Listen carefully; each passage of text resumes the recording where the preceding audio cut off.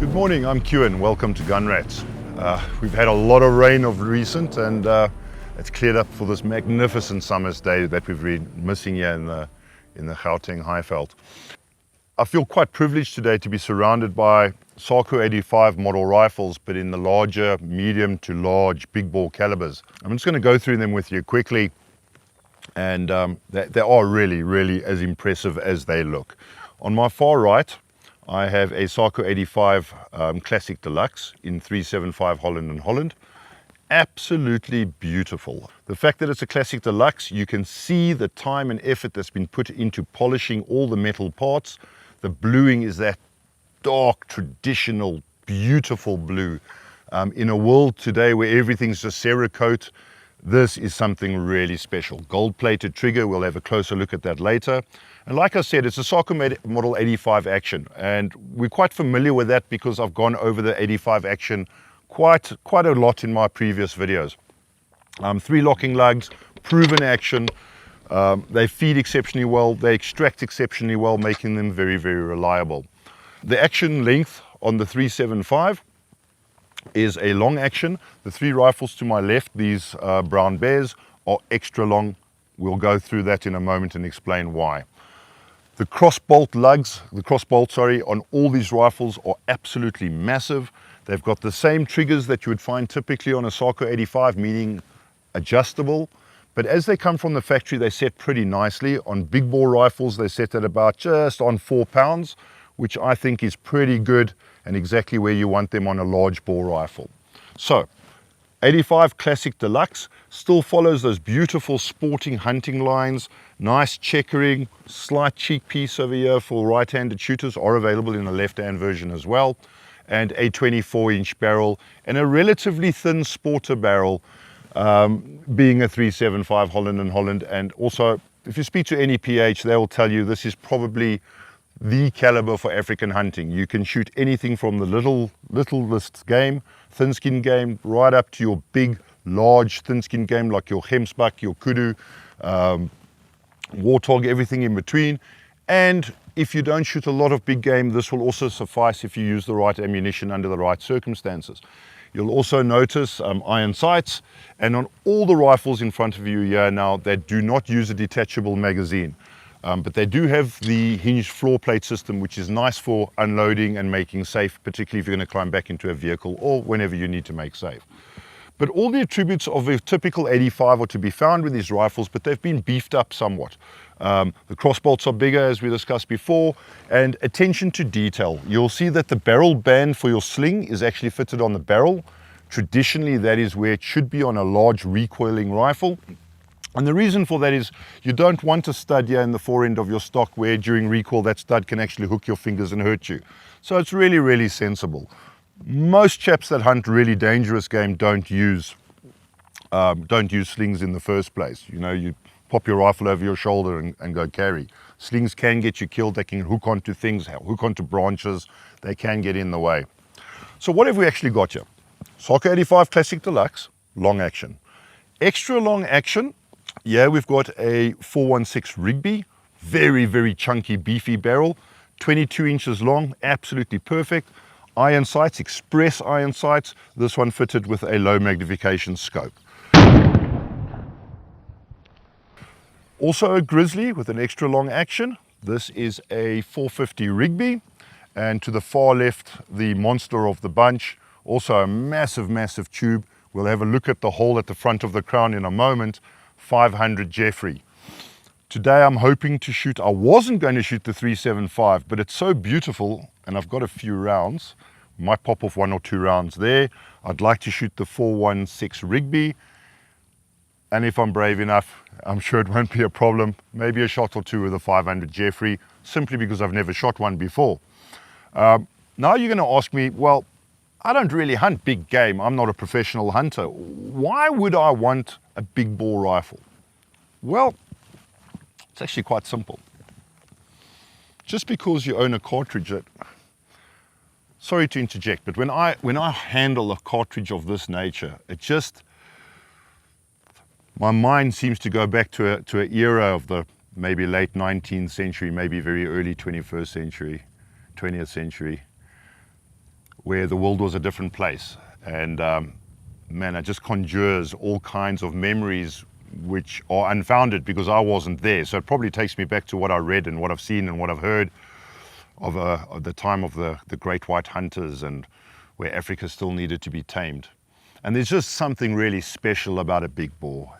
You don't have to be a professional hunter. You don't have to specialize in shooting dangerous game. You can be a bushveld hunter and you just like I do, you like the idea of a big boar. And there's no reason why you can't shoot an impala at 80 meters in the bush with a 500 Jeffrey. There's no reason why this, in fact, this would make a superb blue wildebeest cartridge. You can use it for everything. And because of the low velocities, your meat damage is next to nothing. Is it overkill? Well, I don't believe there's such a thing. I mean, we're all ethical hunters. We want to kill as quickly as possible. So what's overkill? Is it necessary? No. Your 308 will do the job.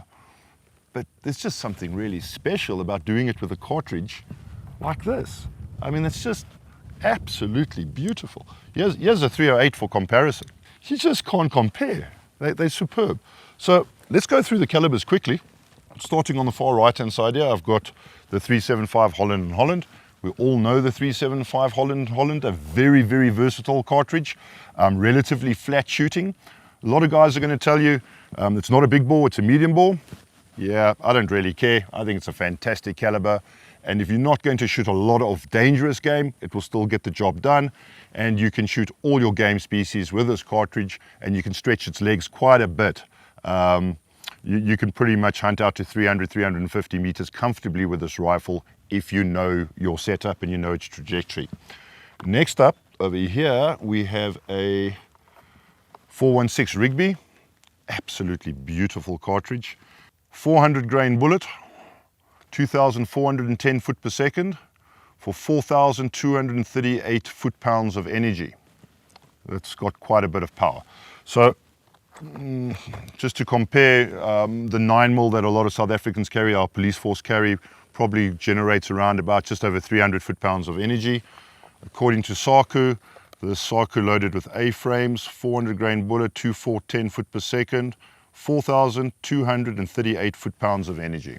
Massive energy, and because of the nature of the cartridge and its sectional density, a very, very good performer on penetration as well. So it's a really lovely cartridge, this. Take a step up. I'm going to go look at the 450 Rigby, 450 grain bullet. Also an A-frame, Swift A-frame loaded in Sako's ammunition. Superb quality ammunition, this. And then the big boy on the end here, a little bit shorter, but a lot stompier, the 500 Jeffrey. This is true big game, dangerous game. If something's going to hurt you, this is the cartridge you're going to be wanting to use. So very versatile 375, can be used pretty much to the distances that a typical 30-06 hunting rifle could be used. 416 Rigby is basically a 375 on steroids. You can pretty much do everything that you can do with a 375 with a 416, maybe your distance a little bit closer, but it will do the same job and it will do it a little bit better. And if you know your rifle well, you could probably stretch its legs to about 400 meters. I know an elderly gentleman, and I know him well, he used to PH, he only owned two calibers, a 22-250 for culling and a 416 Rigby for absolutely everything else. And I think if I remember correctly, he told me he once shot a kudu bull at just over 400 meters with his 416. So very, very capable cartridge. Then we go up to the 450 Rigby. Now we're coming into stopper class. So these are versatile hunting, any game, large game.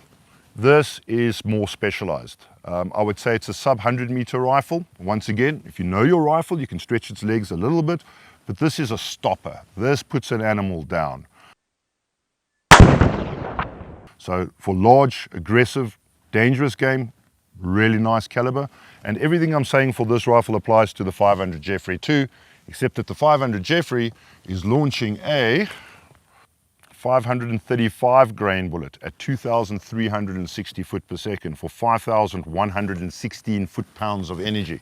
So once again, very heavy cartridge, moderate velocity. It's not going to reach out far to 200, 300, 400 meters, But in bushveld conditions, where typically your shots on large game are taken at 25 to possibly 70 yards, 70 meters, and really if you're stretching at 100 meters, these calibers will be absolutely perfect. I'm actually looking forward to shooting them. This one is brand new, has never fired a shot. Brand new, never fired a shot. Brand new, never fired a shot. This one has been used, but I don't think it's had 20 rounds through it yet. So I'm really, really excited about that. We're just going to shoot them for fun. I'm probably going to put 2 or 3 rounds through the 375. We'll see how that goes. Maybe a couple of rounds through the 416 Rigby. And if there's enough time, I'd love to have a shot with the 500 Jeffrey. Got ammunition for it, so we may as well use it and have some fun.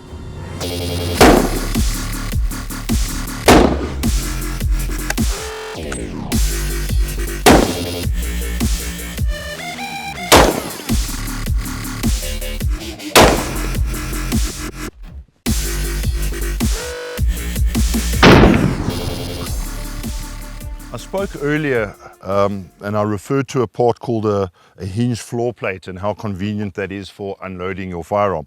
I'm just going to demonstrate that in a moment. And the one thing I also forgot to mention is big bore rifles, these actually take 4 cartridges in the magazine, which I think is quite impressive. 4 rounds should be, we hope, enough. Right, so to load, simple. Simply drop it in and press down. That's 2, 3, and 4. Okay, what you can do is you can drop that cartridge with your fingers so that the bolt actually slips over the cartridge. So if you want to just carry it like that until you see something that you're interested in hunting, you can now rack it and load that cartridge and fire, of course. Or alternatively, you can put a live round into the chamber. For safety purposes, I don't want to do that, but let's just say I loaded a cartridge now, and of course you can put your safety on. And the safety is, as with all Sako 85s, very conveniently placed over here. Forward for fire, back for safety. And in the fire position, there's a big clear red dot there that tells you that you're live and ready to fire. But what happens if, for example, you have got softs and you decide, oh, I need to pop one solid in there? Well, you can, in fact, even with the safety on, which prevents the trigger from being pulled and the bolt from being lifted, depress this little release button just ahead of the bolt, pull the bolt back, which will eject that round, and pop in a solid, or a soft for that matter, whatever your preference may be. Anyway, I've got 4 cartridges in here. I want to unload. There are 2 ways I can do that. I can pump every single cartridge in and extract it. Every time I do that, I'm asking for a possibility of disaster because I've got a cartridge chambered and ready to fire. So let's be sensible. Depress this button over here. That will release the floor plate. Of course, we want this bolt to be open at this before we do that so that we can visually and physically check the chamber. All 4 cartridges drop out into my hand. Very simple to put it back together again. Just pop her in there. They all attach, so you can't lose anything in the bush. And once again, I can check the magazine floor plate is empty. The whole magazine well is empty. And there is, nice thing with a big bore, you can actually get your finger into that chamber. Perfectly safe. Point in a safe direction, pull the trigger, pop the hammer down, pop the bolt lever down, and the hammer will be no longer under tension from the spring. And that is now perfectly safe. Of course, we still treat firearms as though they're loaded at all times, but that is safe.